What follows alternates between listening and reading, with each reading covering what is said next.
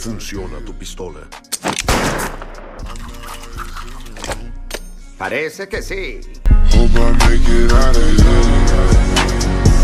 She somehow she know I'm gone. Todo comienza con un célebre vaquero conocido como Buster Scruggs, un personaje que destaca por encima de los demás debido a su llamativa vestimenta. Todas sus prendas de forajido son blancas, al igual que su pálida piel. Así lo vemos cabalgando esa mañana junto a su caballo, también blanco, llamado Dan, mientras entona una balada sobre su alma en busca de un poco de agua fresca en ese inhóspito desierto. En su canto relata, además, las frías y solitarias noches que ha pasado. De pronto, mientras se adentra en un cañón, Buster escucha como una legión de voces replica su canción, pero lejos de asustarse, ordena a su caballo que continúe sin mirar atrás, alegando que se trata del demonio intentando atraparlos. Acto seguido, Buster se detiene para presentarse como el ruiseñor de San Sabán y explica que suele cantar para entretener a su caballo durante las largas cabalgatas por el oeste. No obstante, recientemente ha descubierto un cartel de Se Busca con su rostro, en el que lo llaman misántropo, apodo que detesta profundamente. Dicho esto, Buster decide ir en busca de su propio entretenimiento, por lo que se interna en una pequeña cantina en medio de la nada. Al cruzar el umbral, deja tras de sí una estela de polvo, captando de inmediato la atención de todos los presentes, aparentemente mexicanos.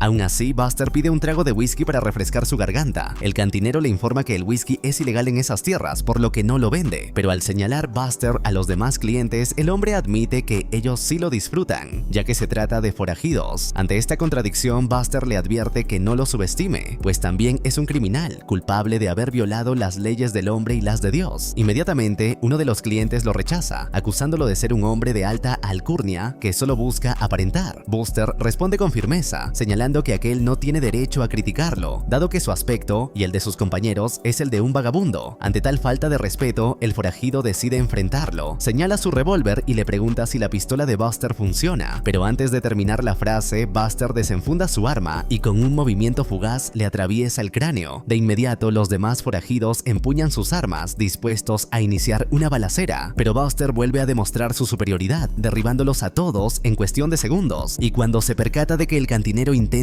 dispararle por la espalda, también lo castiga por tal traición.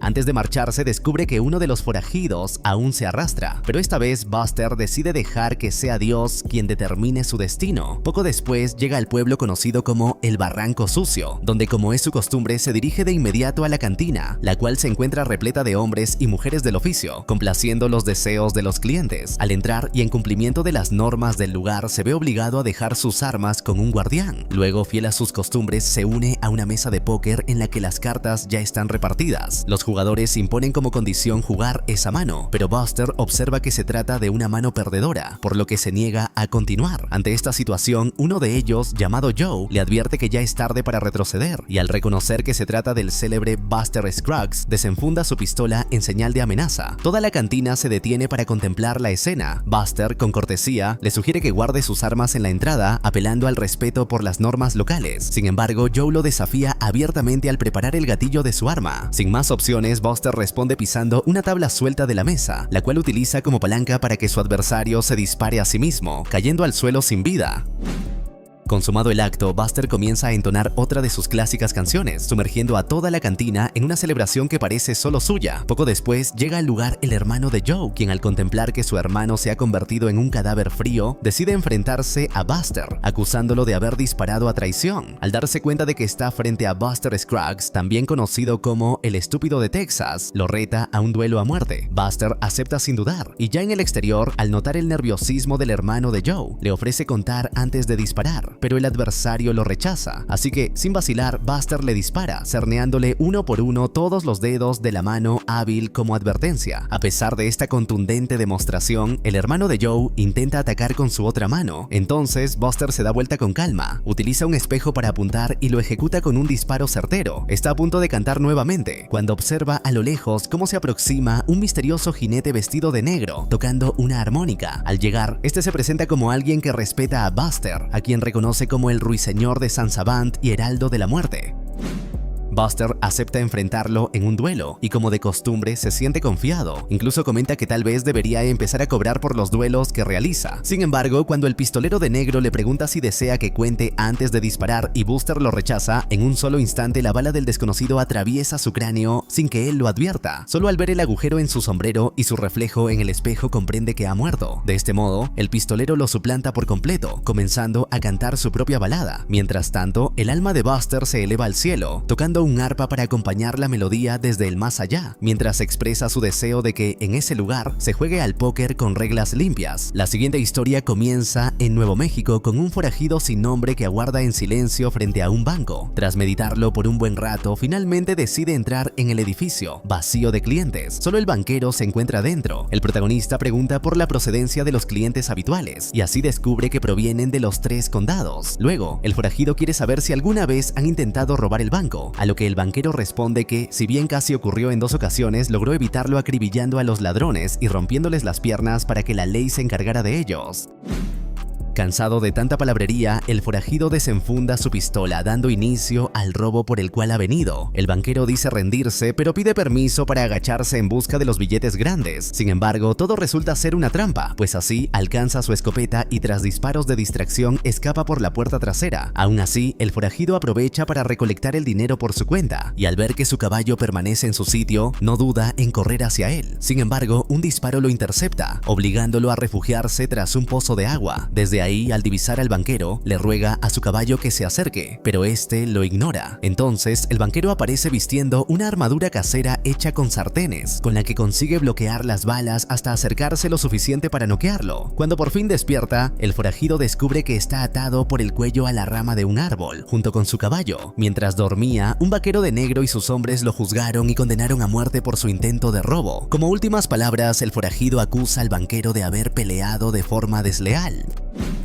Y cuando los hombres del suelo piden quedarse con su caballo, él se niega, pues sabe que pelearán entre ellos por el animal una vez esté muerto. De pronto todos son atacados por un grupo de indios que los superan con facilidad. En medio del caos, el forajido lucha por evitar que su caballo avance, pues eso significaría su muerte. Cuando ya no queda ningún vaquero en pie, el jefe de los indios comanches se acerca al forajido y al comprender su situación decide perdonarle la vida. Se marcha con los suyos, dejándolo a su suerte. Durante las horas siguientes, el forajido emplea todas sus fuerzas para evitar que su caballo se mueva, ya que eso le rompería el cuello. Justo cuando parece condenado, logra llamar la atención de un vaquero que, al ver la masacre provocada por los indios, asume que el forajido debe ser un buen hombre. Entonces dispara a la cuerda para liberarlo, aunque falla y le provoca una fuerte presión en el cuello. Finalmente, el forajido sobrevive. Luego, mientras cabalgan de regreso al rancho, el vaquero le ofrece trabajo como ayudante si todo sale bien. Sin embargo, en ese instante divisan por el horizonte a una horda de jinetes que se aproximan.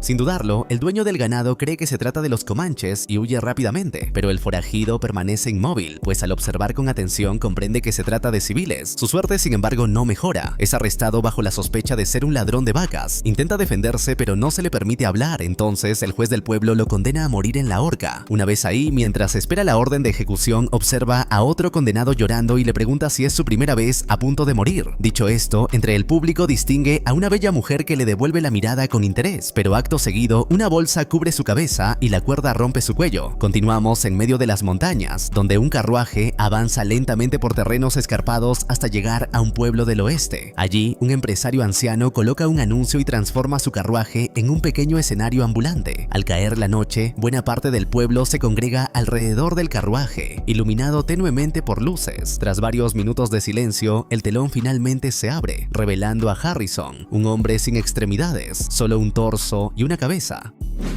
Los asistentes se enmudecen ante la escena, por lo que Harrison comienza a recitar el poema Ozymandias, el rey de reyes que ordena a sus súbditos contemplar sus obras. A pesar de ello, el público permanece sin reaccionar, aunque concentrado en cada palabra. Harrison continúa entonces con otros poemas, esta vez aludiendo a su desdichada condición. Incluso se atreve a recitar poesía política, convocando al pueblo a unirse para formar un gobierno del pueblo, por el pueblo y para el pueblo, que jamás perezca. Al concluir su repertorio, el público lo premia con aplausos, mientras mientras el empresario aprovecha para recoger las monedas que los presentes le ofrecen. A la mañana siguiente emprenden el viaje hacia otro pueblo, donde la función se repite, aunque esta vez ante menos asistentes. Algunos incluso se marchan antes de que el acto termine. Una vez concluida la presentación, el empresario reconoce que apenas obtuvieron ganancias, por lo que esa noche deben conformarse con una cena modesta. Al amanecer retoman su ruta visitando todos los pueblos posibles y repitiendo el mismo espectáculo. Esa noche, sin embargo, Harrison observa con inquietud a su cuidador, ebrio, mientras este canta una canción que menciona ahorcar a una meretriz y arrojarla al río.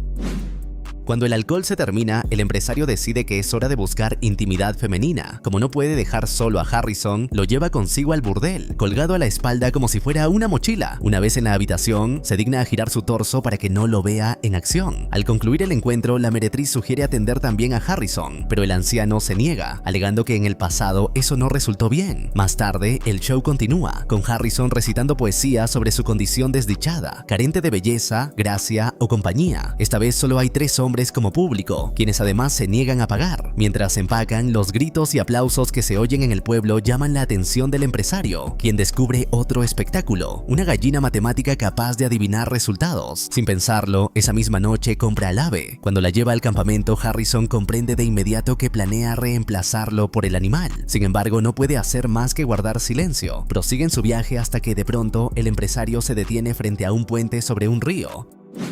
Comprobando la profundidad del agua, se aproxima a Harrison con la intención de completar su cometido, deshacerse de quien fue su compañero para quedarse con el animal. La siguiente historia comienza en las praderas, en plena primavera, donde la paz de los animales que habitan en torno a un río se ve interrumpida con la llegada de un buscador de oro anciano, acompañado por su canto y su fiel burro. Una vez en el río, se refresca con el agua y contempla el paisaje que lo rodea. Tras un momento de reflexión, concluye que ese es el lugar indicado. Así comienza a cavar la tierra, que luego lava con el agua en busca del preciado metal. Tiene suerte. En su primer intento encuentra 2 pequeñas muestras de oro. Motivado por el hallazgo, continúa trabajando la misma tierra, pero en su segundo intento no encuentra nada. Entonces cambia ligeramente de ubicación y esta vez encuentra 4 pepitas de oro. Toma esto como una señal para seguir excavando en esa dirección, lo que da frutos, ya que descubre más y más oro. Sin embargo, al alejarse demasiado, la cantidad de fragmentos comienza a disminuir. Con el terreno ya delimitado, comprende que existe un yacimiento de oro en esa zona.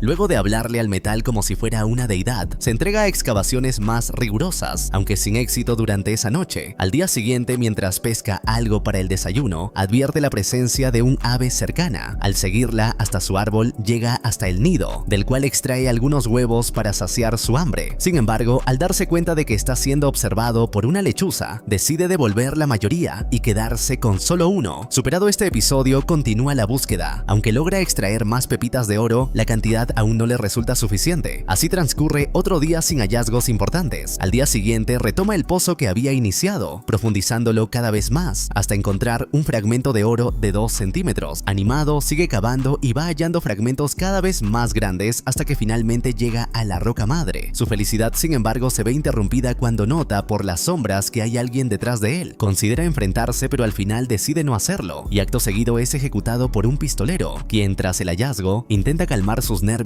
enrollando las flores que llenarán sus pulmones.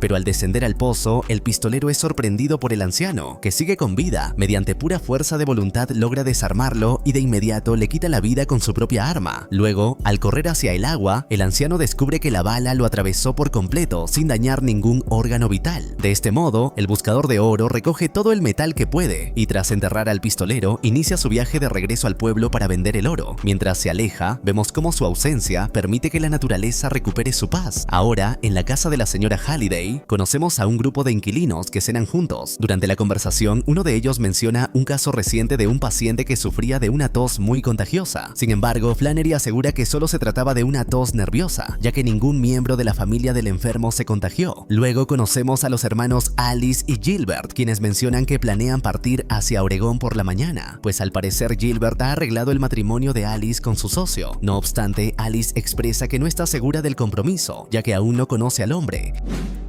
Gilbert, por su parte, está convencido de que cuando lo conozca, su socio le propondrá matrimonio si ella muestra sus encantos. Al día siguiente, en medio de la caravana que avanza por el camino, conocemos al perro de Gilbert, llamado Presidente Pierce. El animal parece estar de mal humor, pues no deja de ladrar sin razón aparente. Alice le comenta a su hermano que 2 personas ya se han quejado con ella por los ladridos, asumiendo que el perro le pertenece. Gilbert alega que Pierce solo se pone nervioso por los bueyes y añade que no le importa lo que los demás digan. En medio de la conversación, Gilbert comienza a toser y no puede parar. Por la noche, su tos despierta a Alice, quien presencia el deterioro progresivo de la salud de su hermano. Al amanecer, descubre que ha muerto. En ese momento, el señor Arthur se acerca para darle el pésame y preguntarle si continuará el viaje o regresará al pueblo. Ella no responde de inmediato, pero cuando Billy Knapp se aproxima para hacerle la misma pregunta, Alice parece salir de su trance y explica que seguirá adelante, ya que no tiene un lugar al cual volver. De esa manera, Billy y Arthur se quedan atrás con ella para enterrar a su hermano, advirtiendo que deben evitar dejar rastros para no ser atacados por los indios.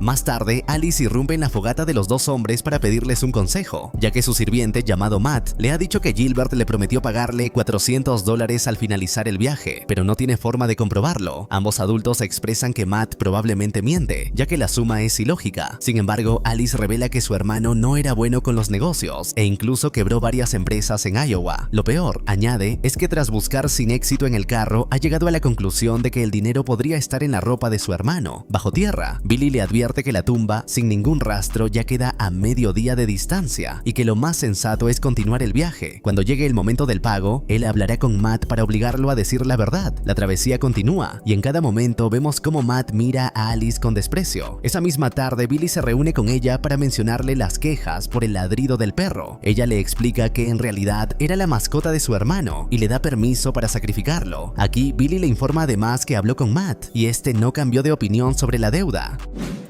Así vemos cómo Billy lleva a Presidente Pierce hasta la colina, desde donde dispara varias veces contra el animal. No obstante, enseguida le dice a Alice que Pierce se escapó y que no logró acertarle ni una sola bala. Aunque todo parece una mentira piadosa, le advierte que no volverá a ver al perro. La caravana continúa avanzando y la noche siguiente Alice regresa junto a Billy para decirle que Matt ha amenazado con marcharse si no recibe un adelanto de su sueldo. Ante esto, Billy le recuerda que ni él ni Arthur pueden encargarse de su carro, ya que deben velar por la seguridad de toda la caravana. Aún así, le aconseja que le mienta a Matt asegurándole que recibirá su pago, mientras él y Arthur piensan en una solución. Al día siguiente, los 2 hombres se reúnen para conversar sobre el asunto. Es entonces cuando Billy le revela a Arthur que planea pedirle matrimonio a Alice y que si ella acepta, vivirá con ella en Oregón, por lo que este sería su último trabajo juntos. Esa noche se celebra una fiesta en la caravana y Billy la aprovecha para preguntarle a Alice qué busca en Oregón. Ella le explica que irá en busca del socio de su hermano, aunque no está del todo segura de que él esté realmente interesado en ella.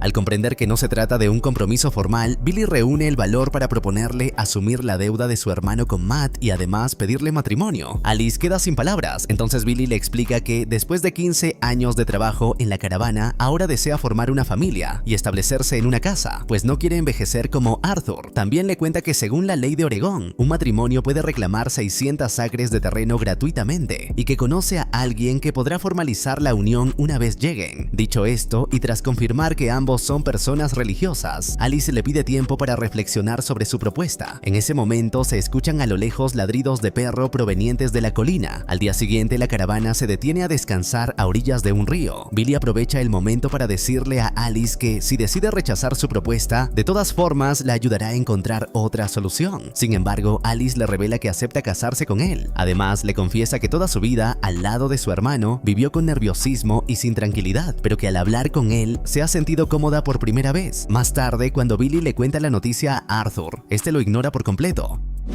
Aún así, por la noche, ya reunidos nuevamente, Billy le comenta a Alice que Arthur es un hombre especial, capaz de leer la pradera como si fuera un animal más, pero sigue preocupado por su destino, ya que es muy viejo. Alice continúa la conversación y le habla sobre las creencias rígidas de su hermano y de cómo solía reprocharle a ella su indecisión. Billy le responde que no cree que la incertidumbre sea un defecto, sino algo necesario para sobrevivir en ese mundo, y lo justifica recordándole que pocas certezas lograron sobrevivir al siglo pasado. Esas palabras conmueven profundamente a Alice, Alice. Al día siguiente, Arthur detecta huellas de caballo en dirección contraria, por lo que ordena mantenerse alerta. Sin embargo, cuando Matt le informa que Alice se alejó tras escuchar ladridos de un perro, el anciano decide ir en su búsqueda, ya que ella se dirige hacia donde apuntan las huellas. Así, tras varios minutos de cabalgata, encuentra a Alice, quien ha logrado reunirse con Presidente Pierce y ahora se entretiene observando a los perros de la pradera. La escena de felicidad se ve interrumpida cuando Arthur le ordena que se esconda, pues ha descubierto que están siendo observados por un indígena en la lejanía. Intenta saludarlo de forma amistosa, pero el hombre lo ignora por completo. Entonces Arthur ordena prepararse para luchar, ya que de inmediato aparece ante ellos un ejército entero de guerreros a caballo. Ante esta amenaza, Arthur se posiciona en una madriguera, advirtiendo que sus atacantes no saben pelear con estrategia, pues avanzan en grupo desde una misma dirección. Le entrega a Alice un arma con 2 balas, dejándole en claro que son para quitarse la vida en caso de que sean acorralados, ya que de ocurrir eso, abusarían de ella de una manera que no puede siquiera describir. Poco después, los atacantes inician la embestida, y tal como Arthur había anticipado, muchos caen en las trampas naturales del terreno. Por su parte, él derriba a los más osados que se acercan de frente, utilizando un hacha, y también a aquellos armados, aunque con pésima puntería. La horda decide entonces retirarse para reorganizarse, y Arthur aprovecha la tregua momentánea para ejecutar a su caballo herido. Poco después, los atacantes regresan, pero esta vez Arthur logra abatir a varios desde la distancia. Cuando el líder de los guerreros cae en una madriguera, la horda vuelve a retirarse, desconcertada. Sin embargo, de repente, uno de ellos emerge del escondite de su caballo y logra derribar a Arthur. Aún así, antes de que el agresor logre arrancarle el cuero cabelludo, Arthur reacciona a tiempo y lo mata de un disparo. Tras esta lucha desesperada, Arthur regresa al lugar donde había dejado a Alice, solo para descubrir con horror que ella se ha quitado la vida al verlo caer. Sin más opciones, cubre su cuerpo con respeto y dolor, y luego emprende el regreso hacia la caravana, donde Billy lo recibe en silencio. Esta historia comienza a bordo de una diligencia, donde entre los pasajeros se encuentra un inglés que adora cantar. Su voz incluso despierta a la irlandesa que lo acompaña, aunque ella asegura que en realidad no estaba dormida. El resto de los pasajeros se niega a admitir que la canción les molesta, por lo que el inglés continúa cantando y menciona que pronto llegarán a Fort Morgan, agregando que el gran baúl que lleva consigo contiene el cadáver de una persona a quien conoció en sus últimos días. Para romper el momento incómodo, el irlandés comenta que nunca ha estado en Fort Morgan, pues es un hombre de montaña y solo baja al pueblo para vender sus pieles y buscar una buena conversación en el bar, hasta que lo expulsaron por considerarlo tedioso al no dejar de hablar. El irlandés asegura no aceptar tal acusación y continúa narrando su vida, explicando cómo incluso tuvo una pareja robusta y nativa con la cual compartía las jornadas de cacería. Debido a la barrera del idioma, casi nunca lograban entenderse. Aún así, él llegó a captar cierto lenguaje a través de sus expresiones faciales, hasta que un día ella se enojó tanto que terminó por abandonarlo. Tras contar esto, el irlandés finalmente guarda silencio, pero de inmediato el pasajero Clarence le pregunta si acaso la amaba. Para disgusto de todos, el irlandés reanuda su relato y confiesa que no está seguro, ya que nunca supo su nombre y que para él todas las personas son iguales, del mismo modo que los castores lo son. Ante tal afirmación, una mujer reacciona indignada y señala que no todos son iguales, ya que existen 2 clases de personas, los pecadores y los justos. El irlandés rechaza fervientemente esa idea, pero la mujer explica que habla con fundamento bíblico y que lo sabe porque su esposo fue un profesor especializado en higiene moral y espiritual. Luego acusa al irlandés de nunca haberse preocupado por mejorar su alma, a lo que él responde que ha estado demasiado ocupado con sus trampas de caza. Entonces, el inglés le pregunta a la mujer por su esposo. Ella revela que no pudo acompañarla en este viaje porque permanece en Fort Morgan aquejado por una enfermedad y ha estado bajo el cuidado de su hija y su yerno. Ante esta revelación, el francés del grupo le advierte que probablemente su familia ya lo considere una carga, aunque ella no lo haya notado. Además, comparte una anécdota sobre cómo una vez se negó a jugar una partida de póker porque no conocía del todo a su compañero. Por ello, cree que es imposible conocer completamente a las personas, incluso a los propios amigos y familiares. La mujer lo acusa de haber llevado una vida de pecado por entregarse al juego y afirma que nunca podría comprender vidas rectas como la suya. El francés responde preguntándole si tras 3 años lejos de su esposo, ella realmente cree que él la seguirá amando como antes. Aún así, ella sostiene con firmeza que las personas justas mantienen sus relaciones y sus juramentos. La discusión continúa hasta que ella arremete contra el francés, pero el esfuerzo la hace comenzar a asfixiarse. El francés exige que la diligencia se detenga, pero el inglés lo rechaza y al buscar al cochero, este también lo ignora.